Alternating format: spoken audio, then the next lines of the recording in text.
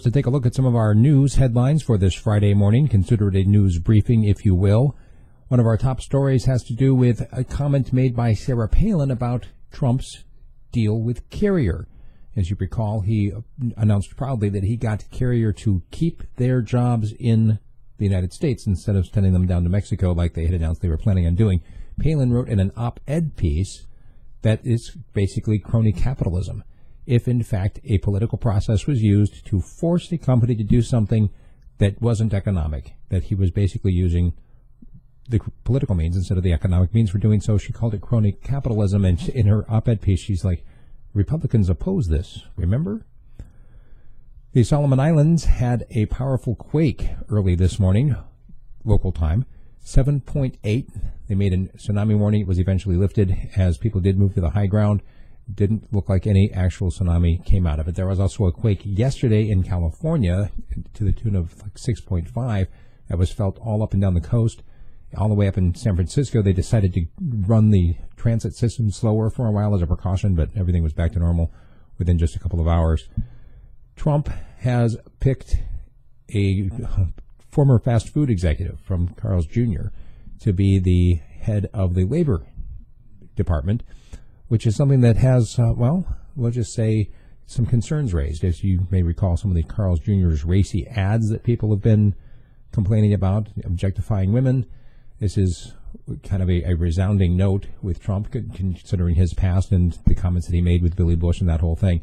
So we're likely to see, especially as the hearings are held on this to confirm the new labor secretary, some more negative reactions about that, and, of course, more of Trump's past and some of the comments that he made. He also got the dander up for people by his pick for the EPA, somebody that they're calling a climate denier, which is an interesting term in and of itself. He basically questions whether or not the science that's being used, or so-called science, is being used. Anyway, people are upset about the picks. Generally speaking, about 40% approve, which is lower than what we've seen in recent years from other presidents. John Glenn has died. The former astronaut and senator died at the age of 95 at the Columbus Hospital yesterday. And a new report out of Aleppo, apparently the combat actions there have ceased, have been suspended in order to get a column of about 8,000 civilians out of the city.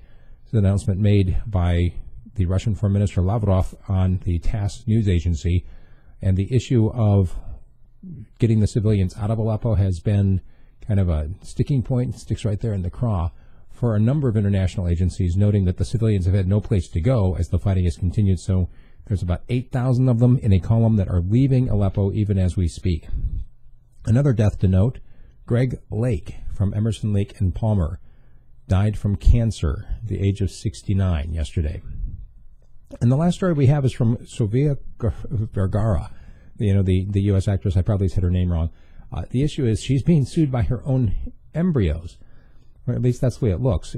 She made a couple of in vitro, whatever you want to, anyway. She and her partner froze a couple of embryos for future implantation. Well, now a lawsuit has been filed in Louisiana court saying that those babies are being deprived of their inheritance by not being born.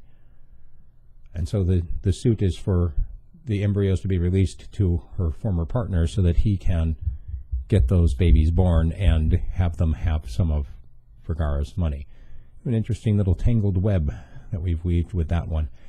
That's what we've got for our U.S. and international news. If you scroll on down, you'll see our Alaska news, and our commentary today focuses on the Kenai Peninsula. They have redone their invocation policy yet again. I'll ask you some questions and tell you my own view about it here in just a moment.